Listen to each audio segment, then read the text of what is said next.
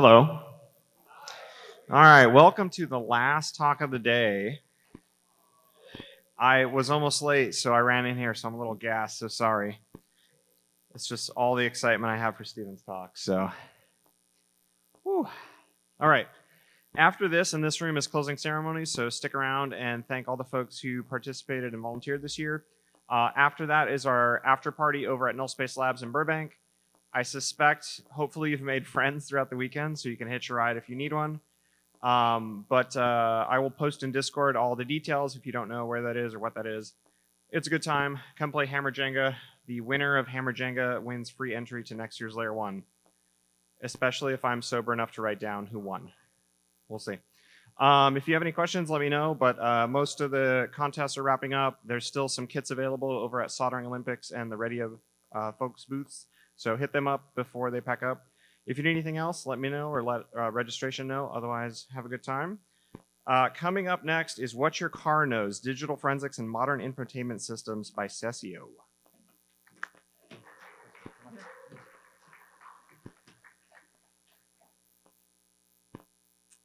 Hi everyone, I'm cesi0, and welcome to What Your Car Knows, Digital Forensics and Modern Infotainment Systems.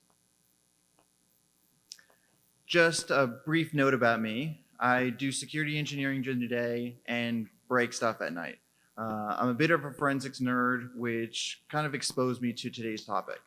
I got in my car on a Tuesday night going to Null Space Labs, and my car gave me a suggested destination. It gave me the address of the space. What kind of piqued my interest was that I don't use the navigation system to get there. And so it just happened to know that I go there on Tuesday nights. And this really got me thinking, what is it tracking? And is that data recoverable? So you may be asking yourself, I knew that cars had computers inside of them, but really, what data is being collected? If a valet had access to my car, what could they grab? If a more determined threat actor had access to my car, what could they extract? So just a little information that not all car computers are the same. There are multiple systems within the vehicle. They perform different tasks. There's the infotainment system, and that's responsible for things like pairing your phone, listening to music, doing the navigation. Modern cars have applications. They've got user profiles that store your seat position, and then even voice commands through the voice assistant. Then there's the telematics module. If your car has the ability to perform SOS, it communicates through that. There's cellular connectivity, there are remote services. If you've got an application that allows you to see where your car is located, track the gas, or whether the windows are open or closed. It also provides, crash notifications and does cloud sync with, these other applications. Then you've got what's called the ECU, or the electronic control unit. Those communicate with the sensors in the vehicle, all the different subsystems, the engine, the brakes, the doors, the seats, the lights, and if you get into an accident, the body control, the airbags. You've then got what's called the event data recorder, or the EDR. It's essentially the black box in your car if you get into a crash. It stores event-related data used for reconstruction, insurance claims, and other investigations. Then you've got the underlying system that allows all of these things to communicate, which is called the CAN bus, the vehicle network. And that is the communication layer that allows all the modules to talk to each other, exchange data. And while this talk mainly focuses on the infotainment system and the ECU, again, those don't live in isolation. They receive data from the rest of the car, and in some systems, the infotainment system can also allow you to access diagnostic features and more data that kind of resembles data that's stored within the ECU. Modern cars have really become an extension of your mobile device. What you may not be aware, but when you sync your phone, a lot of this data is cached onto the infotainment system. So every car made since pretty much the mid 2010s allow you to connect your phone via Bluetooth, synchronize your contacts, allow you to read text messages, do voice calling, all through your car's computer. Some of the newer ones also have the capabilities of what's called Android Auto and then Apple CarPlay, which allows seamless experiences between your phone and the car itself. And so you can run most apps that run on your phone will display and actually run through your computer's car system. You know, you've got call logs, you've got contacts, text messages, all of this data that you have paired through your phone is stored on your infotainment system. This isn't just because they want to spy on you. This is to facilitate ease of access so that you can look at, you know, your recent calls, and so you can use the features built into your car in order to perform these usual tasks. It also, through syncing this data and storing it, makes it so that not as much bandwidth is used. It'd be inconvenient if each time you got into your car, you needed to reconnect your phone and perform that pairing task. When you connect your phone, it stores things like Bluetooth address, device name, and even other devices that are within range when you perform the pairing. Some vehicles also store wireless access points that are nearby when the vehicle is powered on. Many of the cars also store entire recordings through the voice prompts. So if you're talking to your car, telling it that you want to go to a particular destination or call this person, or you want to send a text message, all of those are stored on the car and easily recoverable. They're usually stored in something like Speaks or Wave or AAC, and you can just copy them off and play them. Also, master reset logs are stored. However, a lot of the vehicles don't actually perform a reset and deletion of this data. They just essentially create a new profile where you can't see that data, but it makes it so that it can be recovered at some later point. If you've got a fancy car that's got a web browser, well, that data is also being stored. And if you plugged in a USB device to play media, not only does it store the song metadata, but the device information that you used when you plugged in the device. Again, the data isn't stored because the computer wants to store it for no reason. A lot of these are for convenience features.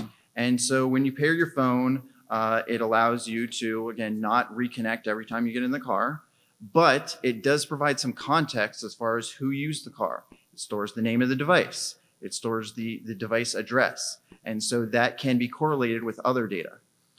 When you connect your contacts, it allows you to do the hands-free calling, but it also provides a social graph, you know, people that you connect with, people that you often call, which leads us into recent calls.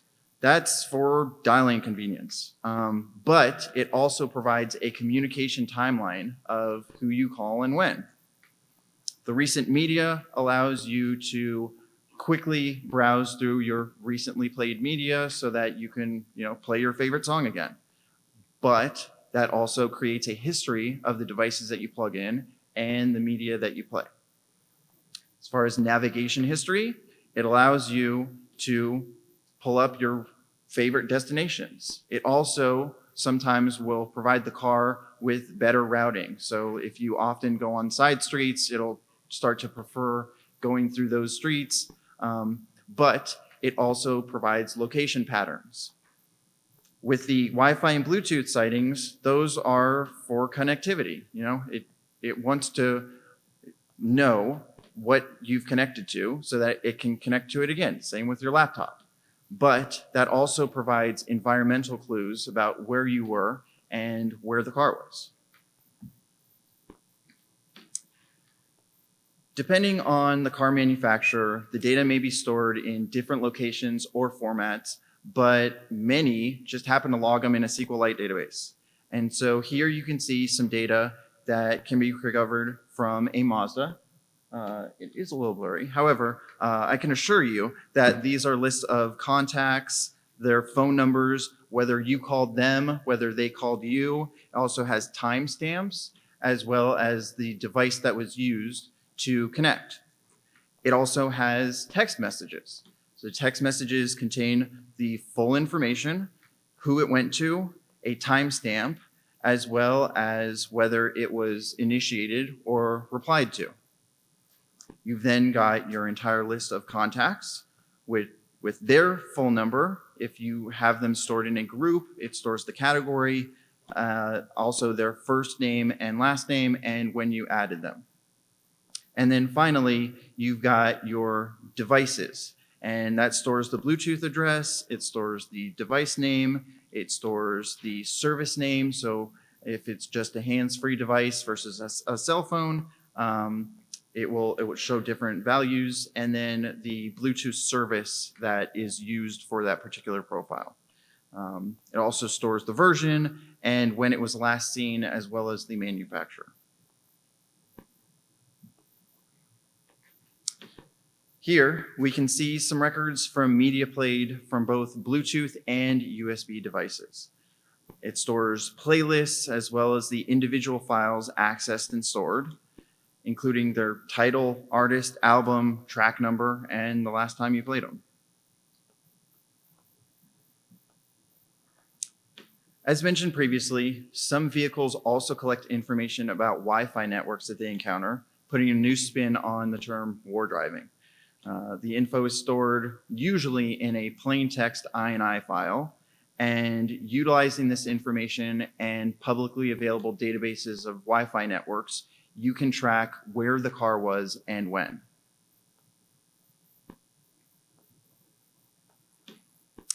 In addition to the data that you voluntarily hand over, there is a bunch of information that you don't really have a choice to when it comes to granting access to this information.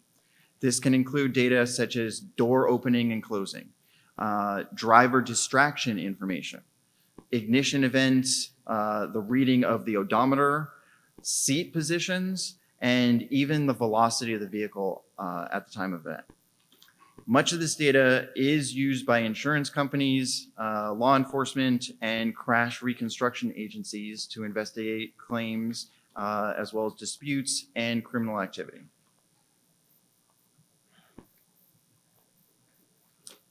Here, you can see some recovered data that shows the parking lights activity, as well as the doors opening and closing, and the times and locations that these events occurred. So you can see that the parking lights were turned off. It gives a latitude and longitude and the timestamp. And so this data can be used in order to essentially track what was going on at the car at a particular time.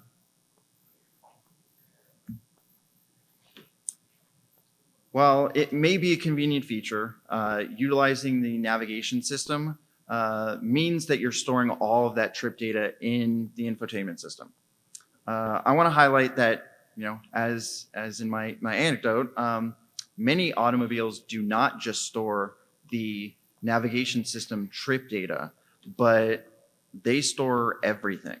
So as seen on the side, you can see some saved destinations. If you store your home, if you happen to save other points of interest, it saves those. But then you can also reconstruct complete routes. So the turn-by-turn directions sometimes do get stored, and using publicly available tools, you can plot an entire route out on essentially Google Map.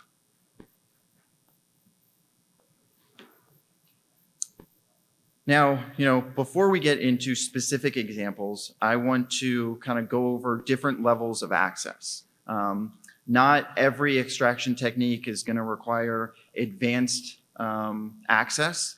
It might not require a whole bunch of effort or time or even technical skill.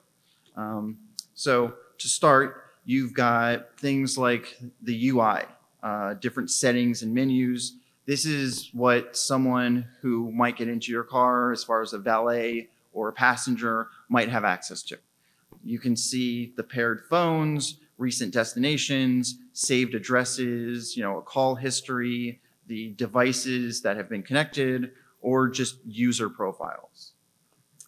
Going a little bit lower, you've got dealer menus or hidden menus. And this is what these are intended for, dealers to have access to additional diagnostic information. They might be able to export data.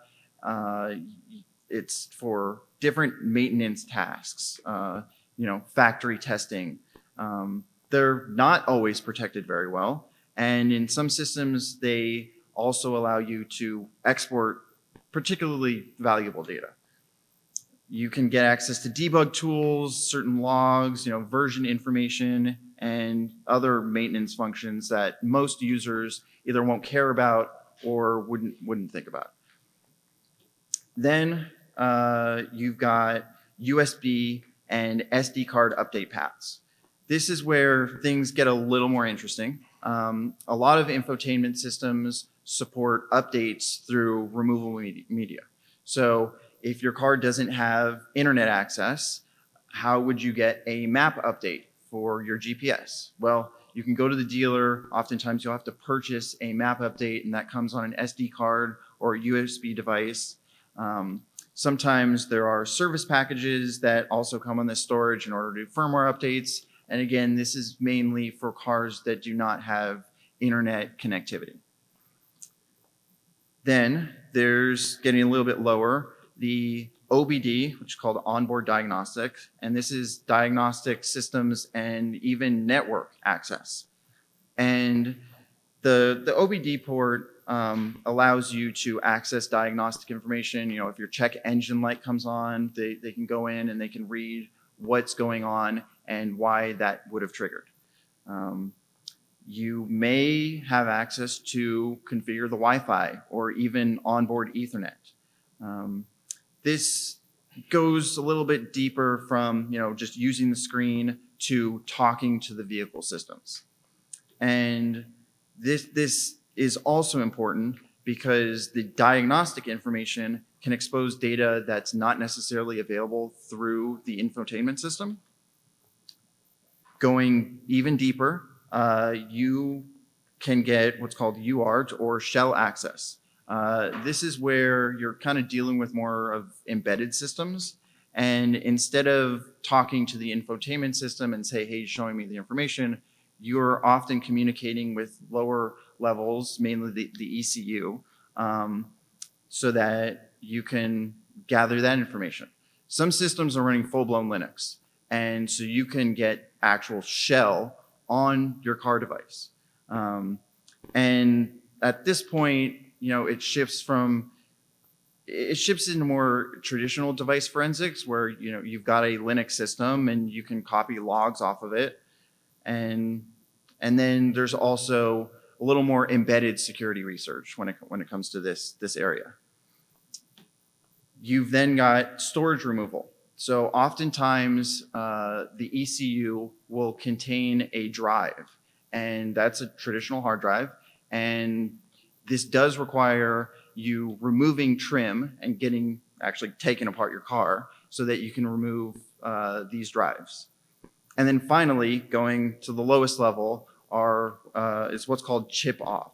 And this is basically taking the storage or the ROM chip out of the ECU, putting it into a chip reader, and then imaging it. This is, as I said, a little more advanced, and so this leads us into different threat models. Your passenger, the valet, is not going to be able to take apart your dash, usually, in the amount of time that you leave it with them. Oftentimes, these individuals will just have access to the cabin. They've got minutes, and their capability is relatively low as far as what they can get access to and what they can see. Now, the mechanic or even a dealer is going to have a little bit more access. You'll leave your car with them for a number of hours, and they've got access to the full vehicle as well as additional tooling that allows them to pull stuff like diagnostic and even export user data. Now, if you happen to sell your car or get your car repossessed, or even return a rental car, they've got a little bit more time. They've got access to the full vehicle, and they've got hours to even days to start recovering different artifacts that can show access from your user or even previous users. As an investigator or a forensic examiner who probably has a court order, they have even more time. They are authorized to search for certain information in order to prove their case, in order to accomplish a certain task. And they often have additional tooling where they can do a little more targeted, structured extraction. They can use that information to correlate data and then report on it. And then finally, if you've got a really determined attacker, like an APT, they've got physical access and they've got capabilities. They may, target you and steal your car. They may have days to access the information that they want to access. And that's when we get into the more advanced techniques, such as, popping a shell on your device, removing the storage, and doing chip-off procedures. Now, what makes an artifact valuable? When it comes to identity, you can see who was associated with the car or what was associated with the car. This includes, paired phones, Bluetooth ID, the contact lists, user profiles, USB devices. Time allows us to get an idea of when these events happened. And this helps us put together a timeline, and we can start building a picture for what may or may not have happened. A synced contact is interesting, but a time-stamped message or call is much more significant. Nearby Wi-Fi is nice, but again, time-stamped text message that says, I'm coming back from the bar, is a little more valuable. Location data such as navigation, common destinations and routes allow us to place the vehicle in a certain place. Some cars even store the records of the speed limit signs that are on the side of the road. So for example, my car will read the speed limit signs and display it on the dash. A lot of these vehicles will actually store that data. As far as actions go, that shows the behavior. So you can see, did the door open? Were the lights turned on? Was the gear shifted down? Was there a hard brake event or a driver distraction warning? And then persistence matters because, as mentioned earlier, sometimes the data doesn't actually get deleted. People think that by hitting, delete data, that it will do exactly that. However, in many systems and in computers in general, just deleting it does not irrevocably erase it. Some data survives because the reset only applies to a user profile, and also sometimes it doesn't even impact the underlying logs or databases that are stored. And then correlation is kind of where we put everything together into a full picture, into a timeline, because one data point never really tells the whole story. But everything tied together does help us understand what happened. So now that we've gone into some of the data that's been stored, we'll be looking at different extraction techniques to recover this data. They'll vary from manufacturer to manufacturer, even model to model, with, again, some of them being trivial and other ones requiring some more advanced skill and techniques.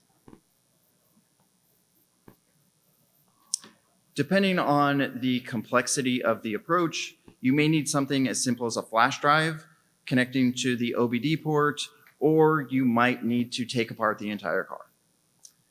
Sometimes the more juicy parts require you to remove the dash, and so you've got trim removal tools. You'll also need a screwdriver and the appropriate bits. If you're trying to access a hard drive, you might need a interface converter. Some of these cars are still using IDE drives, and some of the cars you just need a SATA to USB. If you're doing the more advanced, chip-off techniques, you're going to need a solder rework station and a chip reader. On the top right, you can see a simple screwdriver set with some of the more common bits. And then on the bottom right, you can see the trim removal tools. And note that they're plastic so that they don't actually do damage to the trim. Fiat Chrysler Automotive runs a piece of software called Uconnect. And dealer mode allows a user to view diagnostic information. However, it also allows the dealer to export user data so that it can be backed up prior to updates and system upgrades. So if you simultaneously press and hold the driver's side temperature up and down buttons, along with the front defrost button for about 5 to 8 seconds, you can enable this dealer mode. You can then plug in a FAT32 formatted USB drive and then just copy the user data out.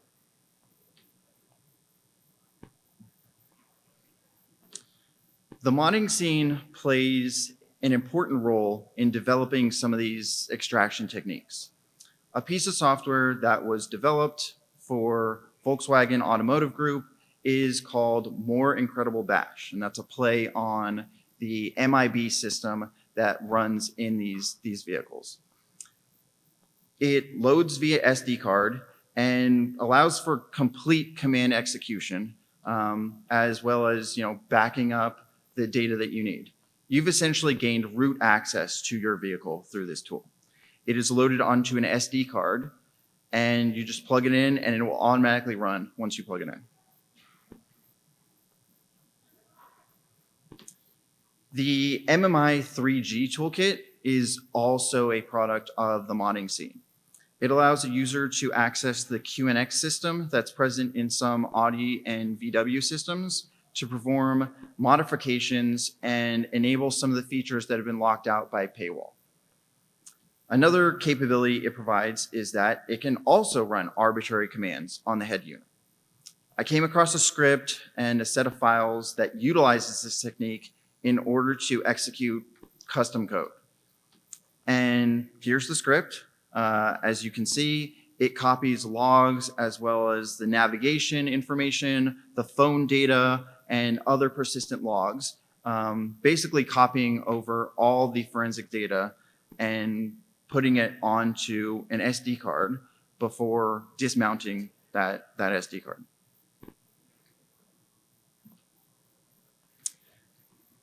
Various Hyundai and Genesis systems happen to have a flaw in their map update mechanism. It was discovered that if you put a file on a USB device called install.exe and then run the map updater, it will run that program. So you can either compile an executable to run under Windows CE, which is the underlying software, or you can basically just rename the explorer.exe that comes with Windows CE, and it will run Windows Explorer and allow you to escape the UI.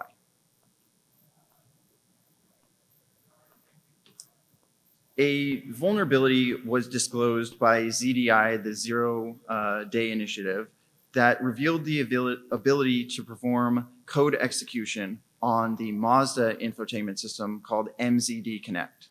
And it takes advantage of the flaw in the update software where it does not check signatures.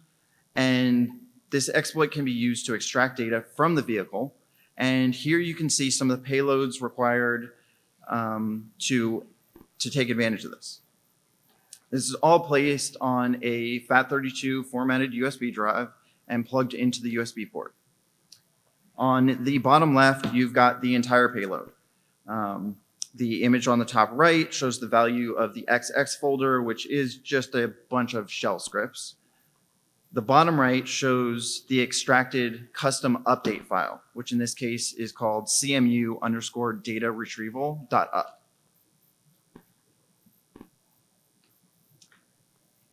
The execute.ini file on the left side is contained within that update file. It instructs the update loader, and this particular instruction set tells the system to copy a shell script, and a custom elf called data retrieval.elf. And that loads from the main update file, and then it runs the shell script that's seen in the center. That shell script mounts the USB drive, runs the executable with the config file that's shown on the right side.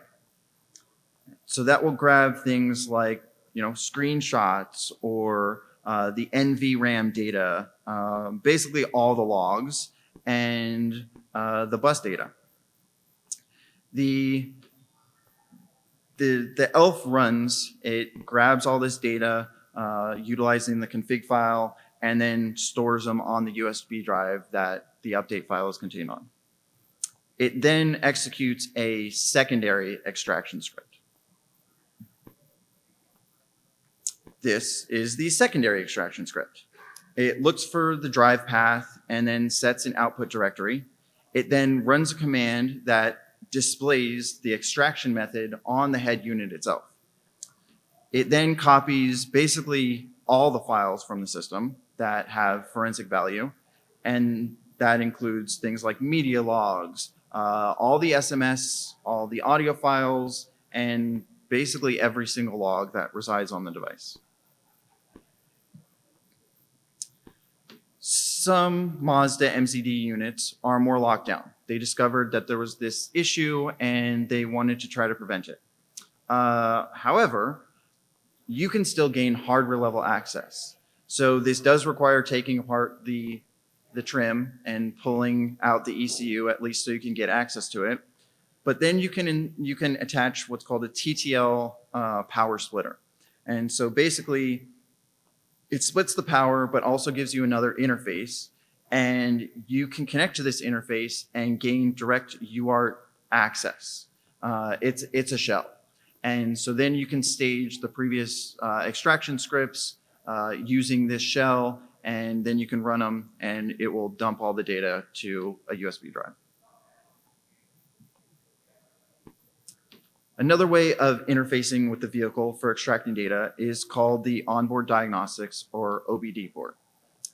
This port is required to be installed in all vehicles manufactured in or after 1996. Many insurance companies have designed devices to collect the data that's stored because they also find it valuable, and they will upload it wirelessly to their backend. They do this because they will often give what are called safe driver discounts. And so they will check for hard braking events, they'll check for your speed to see whether you're a high-risk driver. And if you don't meet one of their criteria, they will give you a discount for sending your data to them. It will also check to see whether you drive without your seatbelt on. Fortunately, this has been made illegal in California, and so you don't necessarily have to worry about those, but Progressive, Geico, and Allstate all have their own devices that upload this sort of data. On the top right, you've got what's called an OBD to Ethernet adapter. And so this will allow you to plug in your Ethernet, or plug in the OBD and plug in the Ethernet to your computer and directly connect to the CAN bus or the ECU. Or if you were here in 2017, you can actually use your LayerOne badge. So Charlie and M put together custom firmware and an adapter for that year that allows you to plug in to the OBD and directly talk to the CAN bus. The Toyota Touch and Go and Toyota Extension, they're two different systems that are made by Toyota. They run the infotainment systems. They allow the user to set the IP address of the system. In order to get to this menu, you press Setup, you go to General, and then you go down to the volume settings. If you select the navigation prompt volume, and then you press the top right and top left of the screen 4 times, it will then bring you into a debug menu. You can then turn on what are called tracing options and set the static IP, which will then open up this vector for communicating with the system. Hyundai has a whole bunch of UI escapes, which are similar to kiosk escapes. If you've ever been on a lockdown system that has enabled kiosk mode. The first escape allows the user to access it's running Windows CE 5.0, and you can get into that system and run arbitrary commands and access the underlying file system. To escape the UI, you press and hold the setup button until the device information screen appears. From there, you press and hold the center of the screen until you get into test mode. After pressing OK, you run into a password window. Fortunately, I've got the password for you. It is 229877. Once you've entered this password, you've unlocked the system and gain access to additional menus that are protected behind this. You navigate over to the test menu by moving some screens over to the right. Then you hit the mod log, and then you move one screen over to the right again, and you press the sysdump button. Now, this may seem complicated, but essentially what this does is it brings up a debugger that runs in Windows. If you quit this debugger, it will drop you into Windows. And so you've got access to the entire file explorer, you've got access to the USB device that you've been able to plug in, you can run scripts, you can plug in a keyboard, and essentially you've got your Windows CE running on your car, which you've got full access to. Here are two more Hyundai escapes. While not as involved as the first one, they get you to the same place. Depending on the model, it may be running something slightly newer like Windows Compact 7 or Windows CE 6. They both start the same way as the last technique, where you press the setup button for 5 to 10 seconds, but then this will just drop you into the desktop. From there, you've got access to the start menu. You can run any program that you want and extract the forensic artifacts that you're looking for. The Hyundai MIPS Mobis system is a particular system that they use for a number of years. It's got another escape, which I've dubbed the Hondami code. So the Konami code is a famous cheat code that's been made into essentially a pop culture meme. And by pressing a series of buttons on a Nintendo controller, it unlocks hidden capabilities. Well, if you go to the system update menu on the Hyundai, the areas on the top left and the top right of the screen are going to be, we'll call them A and B. And so by pressing BBB, AAA, BBB, you're dropped into an engineering debug menu. After hitting the debug 1 option on this menu, you can then press go next to what's called window mode, and it will bring up the start menu. Now, while the interface may be in Korean, you can still access the Windows Explorer and run any arbitrary script or program that you want. Now, if we want to get a little bit deeper, a little more involved, here we can see some different types of drives that might be encountered. They will reside inside the ECU or the infotainment systems, and depending on the year, model, and manufacturer, it may be a traditional 2.5-inch hard drive, which again, may be SATA or IDE. It might be an SD card. It might be a micro SD card. And as you can see, you might need to do a bit of work to get there.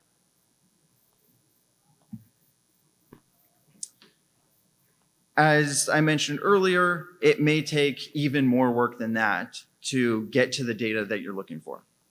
This is a Toyota ECU, and while this technique isn't necessarily going to be used by a run-of-the-mill attacker, your Valley's most likely not going to do this, a determined threat actor with enough time could take the route of extracting the chip from the ECU so that they could gather the information that they're looking for. By removing the screws of the ECU using a standard Phillips head, you can gain access to the electronics that are within it.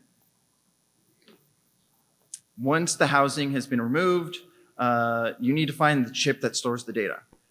And so after removing another cover, we found the chip that we're looking for. Now comes the fun part. Using a solder rework station in order to uniformly heat up the PCB, we can then pull the chip off of the board. Then, using the appropriate adapter and chip reader, the data can be extracted so that we can analyze it further. The top right shows a chip reader and programmer, and the bottom right shows what's called the Easy JTAG tool. Both of these tools have a bunch of different frames that allow you to interface with different size chips and pull the data off. A lot of forensics is interpretation. These artifacts are useful, but they often need some context. A car seeing a Wi-Fi network, a phone pairing, and a route being stored are different strengths of evidence, and the job is to build a timeline, not overly rely on one piece. So here we can see what are considered stronger signals versus weaker signals. So if someone has actually driven a route, that is more important and more meaningful than just a destination stored in the car. If you've got a call with a timestamp, that's more valuable than a contact sync from a phone. Playing a USB file is often, more useful than just whether they plugged in a device. And then if you've got something like a door or ignition event, that is often more useful than just seeing whether a user profile exists or whether there was a nearby Wi-Fi network. So, pose a hypothetical. Reconstructing a trip. A vehicle is examined after an incident, the phone's not available. What can the car tell us? The car may still show that a particular phone was paired, the ignition started, a route was selected, the media was played, a call happened, doors opened, and a master reset occurred afterwards. None of these alone really tell the whole story, but together they paint a better picture for us to understand what may have happened. We may be able to identify devices that were associated, the paired phone name, the MAC address. All of these help show what device was connected. But that doesn't tell us who was driving, but it does give us a little bit of idea of who might have been in the car at the time. Then, we'll look for time-based artifacts, recent calls, media playback, door events. All of these help establish a sequence. The timestamp does matter, and it helps us. But sometimes imperfect timestamps may occur, but it does help us to correlate all of the data together. Then we can look for things like location with navigation destinations and route history. If we see that a route is actually driven, that's more valuable than a saved destination. Then we can look for the actions. Did someone open the door? Did the ignition turn on? Did the vehicle move? Was there a phone connected? A reset after the fact may also show that someone tried to clean up the system. Now, a not so hypothetical situation.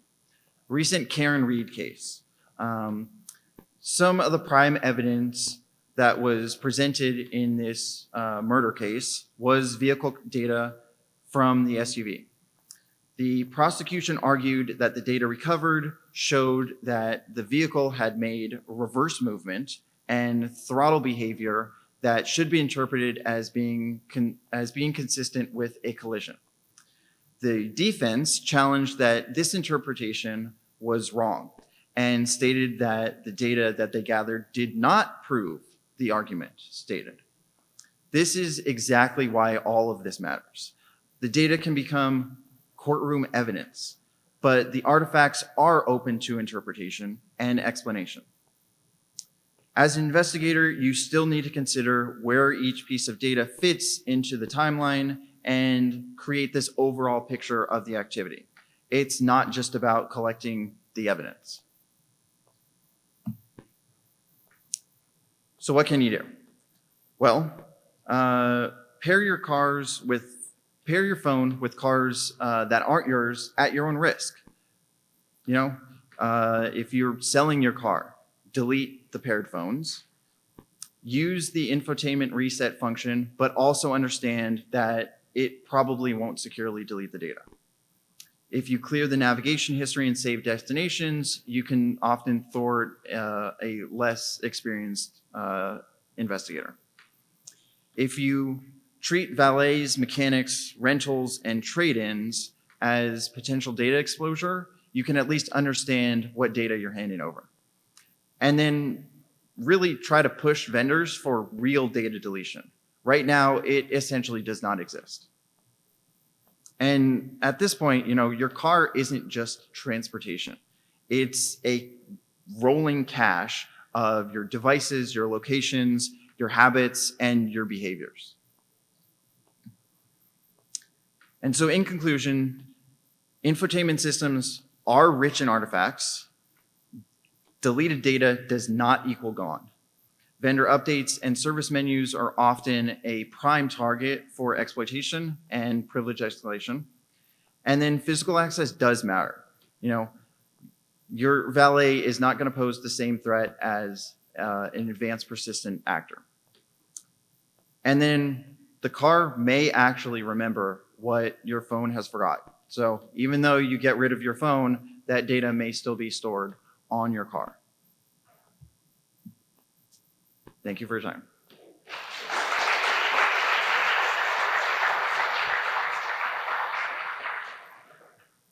So we do have a little bit of time if anyone has any questions. Yes.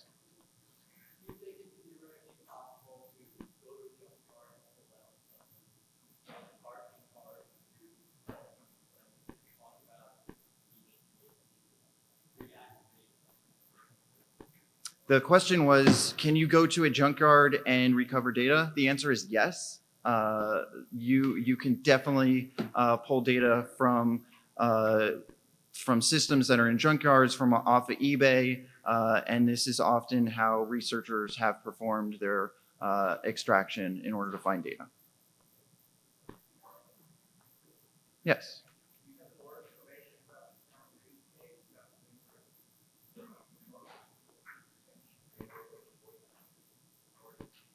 The question is, do I have more information about the Karen Reed case? No, I do not.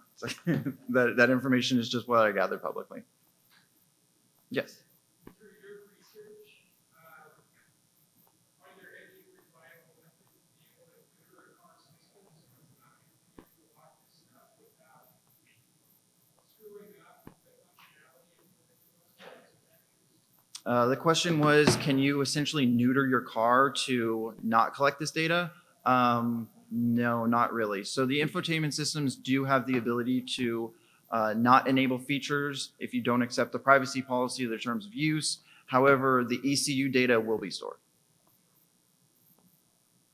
Yes. One thing you might want to look into, or other people should look into, lots of people have actually, and EPOB copy. So if anybody's ever gotten a EPOB copy, like there's all these weird, you know, press the here button and then go with it. There was discussion at a recent Oxford event I was at about Subaru and how one of the steps they're going to add potentially is like when the actual driver has to like sit in the car and down. Because a lot of cars have distraction mitigation. Mm-hmm. Driving, it's like eye tracking. They're thinking of rolling in an AM allegedly, testing firmware that does this, doing facial rec on drivers, and saving them so that if you're copying the EPOB, you know the driver has to be in the car when you copy. Interesting. And they not published this at all. Mm-hmm. Subaru driver notice. If you want to like see what data they're storing, so scratch it. Good to know. Thank you. Yes.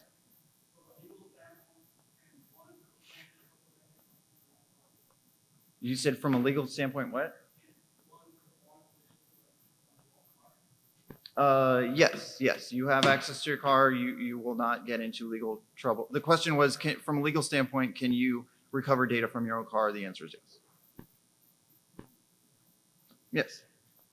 Were you able to use like Verba or any of the other systems to see like the amount of data, how much more data is being stored in newer cars or any other like car forensic tools? Many of this data was compiled from commercially available automotive forensics tools. So as far as what can be recovered, like what more can be recovered from new versus old, it does seem like newer cars are definitely recovering or storing a lot more information. But yes, I did. So some of those tools were utilized in the research for this presentation. Yes.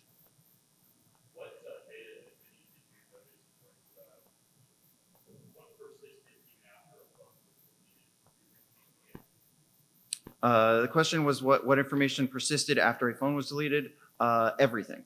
Contacts, text messages, calls, everything was still available on the infotainment system even after the phone was deleted.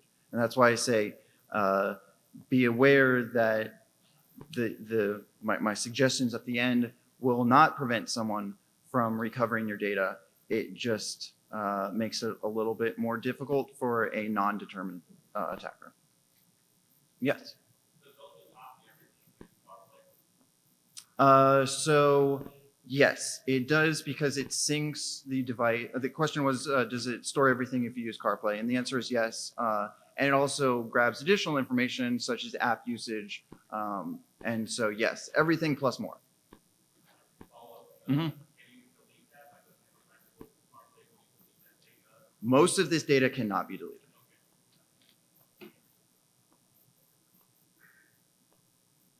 All right, thank you again for your time.